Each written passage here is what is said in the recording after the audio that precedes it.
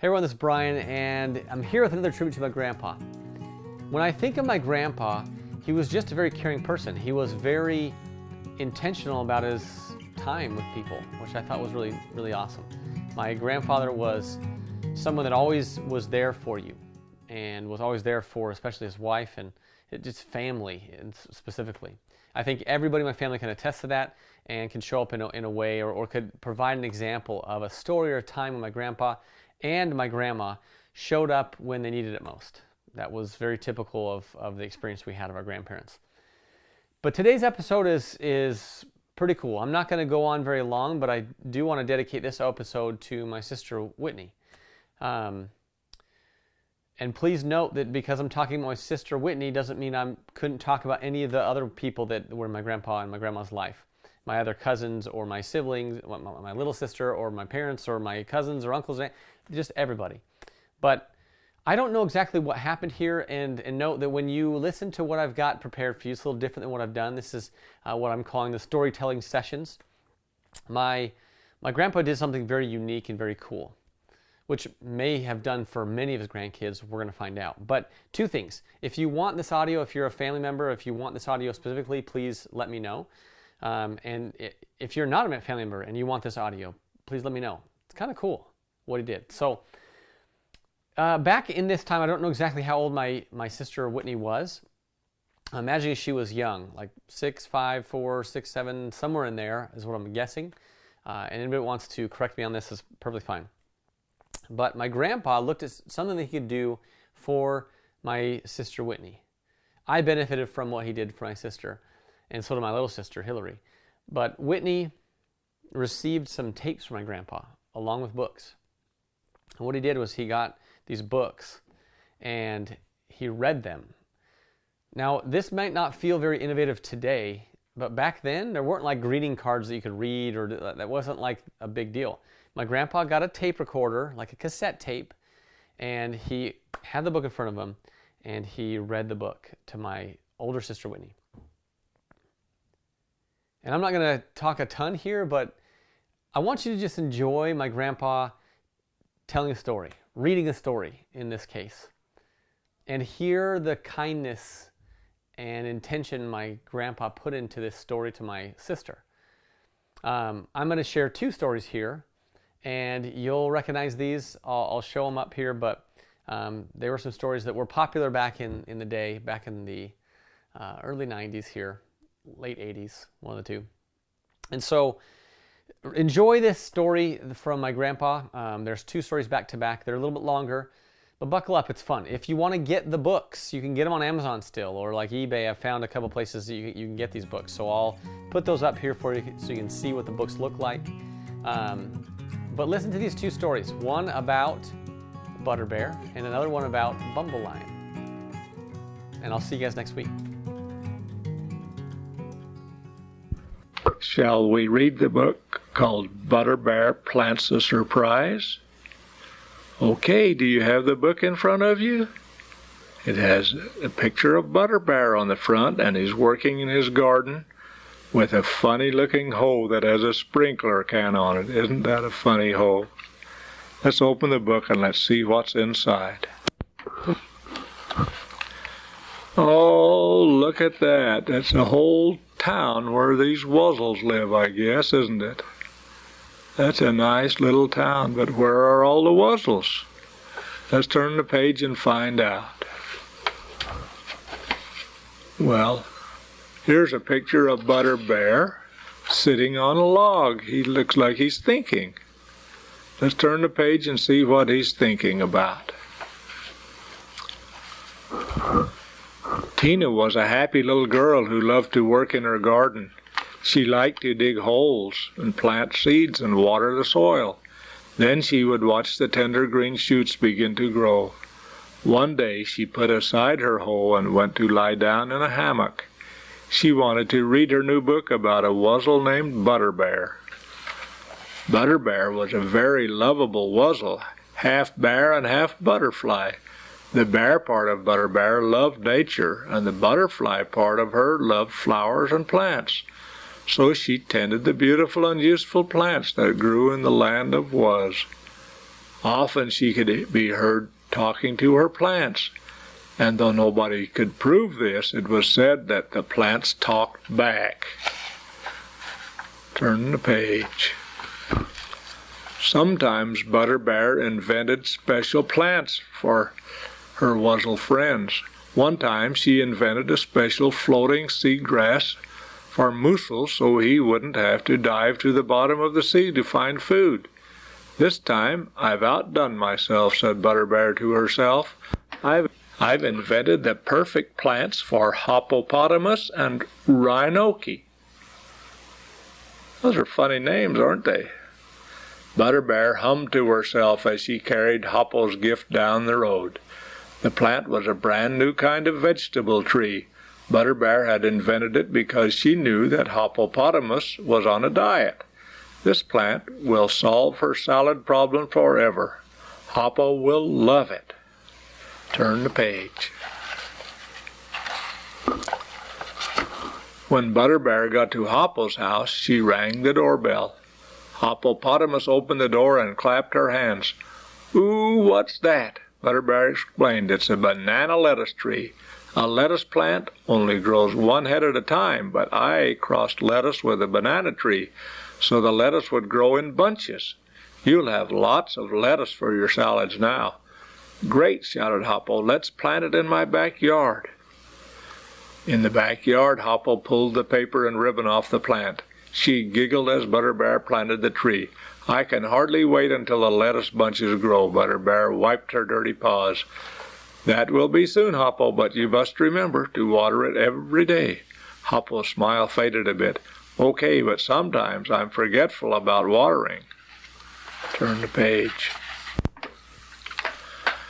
Butterbear went back to her garden for Rhinoki's gift. As she picked up the plant, she chuckled to herself. "Rhinoki likes jokes and tricks. The new plant will be lots of fun for him." She arrived at Rhinoki's house and rang the doorbell. Instead of a ringing, it made a loud honking sound. "That's Rhinoki for you," grinned Butterbear. Rhinoki answered the door wearing a wastebasket on his head. "How do you like my hat, Butterbear? Ha ha! Ha!" Butterbear smiled politely. "Very funny, Rhinoki. Speaking of funny, I brought you a silly gift. Can I put it in your backyard?" "Well, I didn't plant on it, but let's grow for it. Ha ha ha ha ha." He's funny, isn't he? Turn the page. "What is it?" asked Rhinoki as he watched Butterbear dig a hole. "It's a watermelon flower. Bend over and sniff it." When Rhinoki smelled the large flower, it squirted him in the face. "Double great," laughed Rhinoki. "I'll call it Old Faceful." Butterbear was happy that both her friends were so pleased with their gifts. A week later she decided to look in on the new plants. But when she visited Hoppopotamus's house, there was trouble. Hoppo was very upset. "I don't like to complain, Butterbear, but I'm having a problem with my new tree." Turn the page. "What's the matter?" Butterbear said, as they walked to the backyard. "Just look," said Hoppo, pointing skyward. Butterbear was shocked. Instead of growing close to the ground, the tree had grown very tall. "The lettuce is so far away you couldn't reach it with a ladder," said Butterbear. "Worse yet," said Hoppo, "the lettuce bunches are shaped like bananas." Butterbear scratched her head. "I don't know what could have gone wrong, Hoppo. Let me think about this a while, and I'll come back." When Butterbear left, she headed straight over to Rhinoki's house.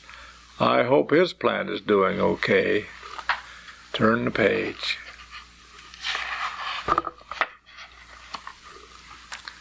But Rhinoki was upset too. "I don't like to look a gift flower in the petals, Butterbear, but that new watermelon flower is a dud, and that's no joke." "What seems to be the matter with the plant?" asked Butterbear. "See for yourself," said Rhinoki. "Go ahead, sniff it." Butterbear walked over to the watermelon flower and sniffed. It didn't squirt her in the face, it just dribbled out a small stream of water. "It does that all the time," said Rhinoki.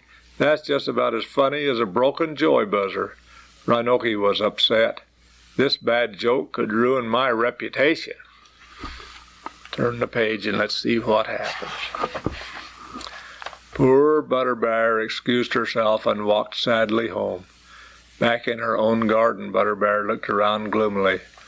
I'm no good at inventing plants anymore. Why, I'm not even fit to tend them. Maybe I should give up gardening entirely. She broke her garden hoe back scratcher in two and sat down with a sigh. She was very sad. Tina leaped from her hammock. Butterbear can't quit gardening. I think I know an answer. Oh, I wish I was there to help her.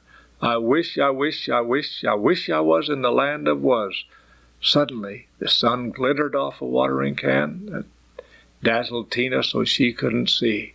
But when she looked around, she was in Butterbear's garden. There's that broken hole right under her. This looks like a back scratcher. Turn the page. Butterbear sat up with a start. Who are you? I'm Tina, and I think you're the greatest gardener in the world. No, I'm not, frowned Butterbear. I make crummy plants. Tina shook her head. Just because they don't work the way you wanted doesn't make them crummy. Maybe if you looked at what the plants really did, you would see that they are great. Butterbear suddenly smiled. I get it. The plants were meant to do different things. All I have to do is to give the right plant to the right wuzzle. That's it, Tina cheered. Butterbear grabbed her shovel and said, Come on, we have some switching to do. Together they ran to Hoppo's house. Turn the page. Wonder what they're going to do. Butterbear and Tina ran into Hoppo's backyard and started digging up the banana lettuce tree. What are you doing? Cried Hoppo. Trust me, said Butterbear, lifting one end of the tree. And don't worry, Tina said, picking up the other end. We'll be back. The two of them scampered off down the street. When they got to Rhinoki's house, they found him making faces at himself in his funhouse mirror. He looked up from his funny reflection and saw the banana-shaped lettuce. Say, that's a yummy-looking plant. What are you going to do with it? Your backyard, said Butterbear as Tina and she ran past him. Turn the page. Butterbear dug up the watermelon flower, then plopped Hoppo's tree into the hole. I'm taking away your dribble flower and giving you this banana lettuce tree instead. I hope the tree isn't too high for you. Rhinoki smacked his lip. Let us not be silly. Trees are no problem to me. I'm half monkey, you know. Ha ha. Rhinoki scampered up the tree with ease and began munching on the new treat. Butterbear and Tina carried the watermelon flower back to Hoppo's house. Under Hoppo's suspicious eye, the two of them planted it. Hoppo frowned. First you give me a lettuce tree that's too tall, and now you give me a flower that leaks. Is that supposed to be better? Turn the page. Of course it is, said Butterbear proudly.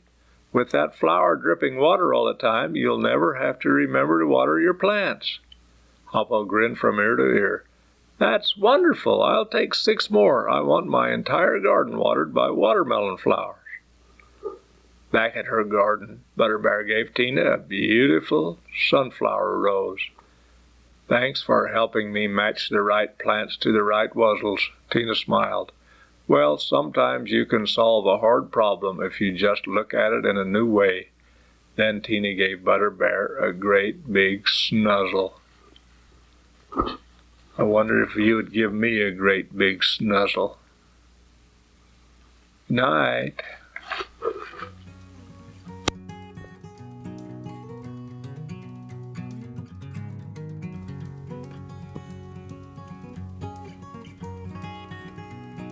Poor Bumble Lion. Do you have the book in front of you? Let's look at the front of it. There's old Bumble Lion out on the field. He's waving a flag that says W on it. I wonder if that W means Whitney. Let's open up the book and see what's inside. Well, there's a picture of Wuzzle Land, I guess. I don't see any wuzzles there. Do you? Turn the page. There's a picture of Bumble Lion, and he's hitting one hand with his fist. I wonder what he's doing. It says, win one for Bumble Lion. Turn the page. Bobby was a little boy who was good at sports. He liked to play them, and he also liked to read about them. So one afternoon, he settled down in his treehouse to read a book about his favorite wuzzle, Bumble Lion. Bumble Lion was busy as a bumblebee and as strong as a lion. Best of all, he liked sports too. Bumble Lion was also captain of the neighborhood basketball team, the Wuzzle Wingdings. He marched ahead of his friends as they headed for the playing field. Come on, Wingdings. King Crocosaurus has put together a new team for us to play. We don't want to be late for our first game with the Croc Sox. There they go, ready to play the game. Turn the page. Rhinoki frowned. That King Croc is a big cheat. I don't trust him. Now, now, said Bumble Lion, we must always look for the good in people. When the Wuzzle Wingdings got to the field, they saw the other team. Look, shouted Butterbear, pointing at the mean-looking Croc Sox. They're not neighborhood players like us. They're all big, tough monsters. But Bumble Lion refused to believe that they wouldn't play fair and square. Don't be upset, Wingdings. You're the best players in the league. I know that if we just do our best, we can beat that team fair and square. Maybe, said Moosel, but he didn't sound very hopeful. Don't those old Croc Sox look mean and tough? Ooh, turn the page. Ooh, look at that. Ooh. Across the field, Croc spoke to his team. I hired you guys to play for the Croc Sox because you're all mean and tough. But, boss, we don't know anything about basketball. So what? King Croc laughed. Just act tough with all those guys and they'll all get out of your way. Remember, grinned Croc wickedly, I bet a lot on this game. If you guys win, I'll have lots of money to pay you at the end of the game. The biggest, meanest Sox player smiled a nasty smile. Don't you worry, boss. Those Wingdings don't have a chance. Those are tough-looking guys, aren't they? Turn the page. Come on, team, shouted Bumble Lion. Don't be discouraged. Remember, winners never quit and quitters never win. But Bumble Lion, wailed Hippopotamus. No buts. Let's just get out there, said Bumble Lion firmly, and show them we're the best basketball players in the land of Wuz. Not feeling very sure of themselves, the Wuzzle Wingdings straggled out onto the field. The Croc Sox towered over them like dinosaurs. Elleroo gulped and whispered to Moosel, I wish I were as confident as Bumble Lion is. Well, those are mean-looking guys playing these Wuzzles, aren't they? Turn the page. Just before the game started, Bumble Lion surprised Croc. He walked right up to him and shook his hand. That's a fine-looking team you have there, smiled Bumble Lion. You must be proud of them. Well, may the best team win. Sure, said Croc uncertainly. Yeah, sure, thanks. The game began. One of the huge Sox players got the ball. He charged down the field, kicking the ball roughly ahead of him. Get out of my way, he yelled. The Wuzzle Wingdings jumped out of his way in fear. They let him go right by them and score a basket. Look at that. Doesn't he look mean? Turn the page. Whenever the Wuzzle Wingdings got the ball, the Sox player stood in front of them and growled. The frightened wingdings stopped kicking the ball and ran away. Even though the Croc Sox scored again and again, Bubble Lion kept cheering his team on. Come on, wingdings, don't give up. At halftime, the whistle blew. Croc looked at the scoreboard and laughed. Hey, Bumble Lion, great game. Your team is only losing 42-0. Ha, ha, ha. Bumble Lion waved his finger in the air. Remember, Croc, it's not whether you win or lose, but how you play the game. Turn the page. Oh, look at this team. They look kind of dejected, don't they? Look sad. Bumble Lion rushed back to comfort his friends. They were scared and tired. Hey, cheer up, team. We'll do better next half. What's the point of playing the next half, said Butterbear sadly. The Sox are just too big for us to beat. That's right, said Moosel. We're too little to win, Bumble Lion. We're going home. The wingdings got up one at a time and started to walk away. Bumble Lion called after them. You can't just quit. Winners never quit. Yeah, but we aren't winning, grumbled Rhinoki. Turn the page. When Bobby read about Wuzzle Wingding giving up, he stood up in his treehouse. They can't let that cheat King Croc win now. Oh, I wish I could be there to help them. I wish I was in the land of was. Just then Bobby's baseball cap fell over his eyes, and when he lifted it, there he was on the basketball field. Bumble Lion was surprised when Bobby suddenly appeared next to him and said, Hi, I'm Bobby. We can't let everybody just give up. He called out for the team. Come back, Wingdings. I know the secret of how you can beat the Croc Sox. Bumble Lion scratched his head. I want to hear this secret, too.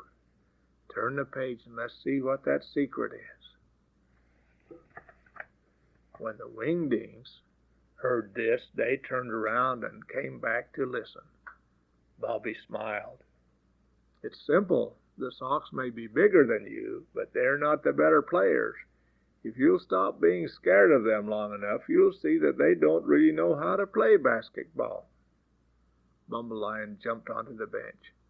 Bobby is absolutely right. Those Croc Sox don't know how to do anything but look at me. You guys are the best players in the league. Just remember what you know. Move fast, pass the ball around, and work as a team. Turn the page. Let's see what they do. Hippopotamus began to smile. Of course, we can beat these guys easily. We've just been letting them scare us. That's the spirit, said Bumble Lion. Then he led everyone in the team cheer. We're the Wingdings. Watch us play. We're the Wingdings. Hip, hip, hooray. Hey, boss, said one of the Sox. The Wingdings don't sound scared anymore. Yeah, said another. Now how are we going to win? Croc poked one of them in the chest. You guys are still bigger than they are. What's the problem? Go out there and win. Turn the page. Bobby joined the Wingdings when they went back onto the field, and this time they played great. They raced everywhere, passing the ball to one another. The clumsy Sox couldn't catch them. The ball flew over the Sox's heads and shot between their thick legs. Time after time, the Wuzzle Wingdings kicked or butted the ball through the hoop. The score is tied, yelled Bobby at last. The score is 43-43. Huffing and puffing, the clumsy Sox tried one last play to stop the Wingdings. They all ganged up in front of their basket. Bumble Lion raced down towards them with the ball. Now, growled the Sox, and they leaped at him. But he scooted to one side, and the Sox landed on top of each other in a pile. Bumble Lion kicked the ball up through the basket with ease, and the final whistle blew.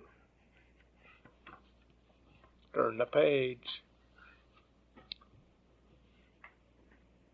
We won, cried Bumble Lion and Bobby together. Croc screamed at his team. You lost the game, you oafs, and I lost my bet, so you don't get paid.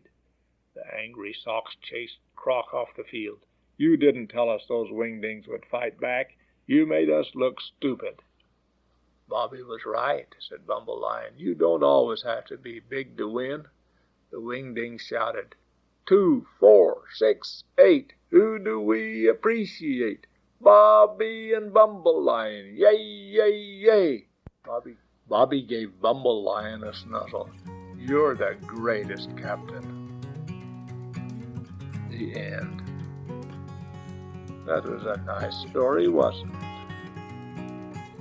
Good night.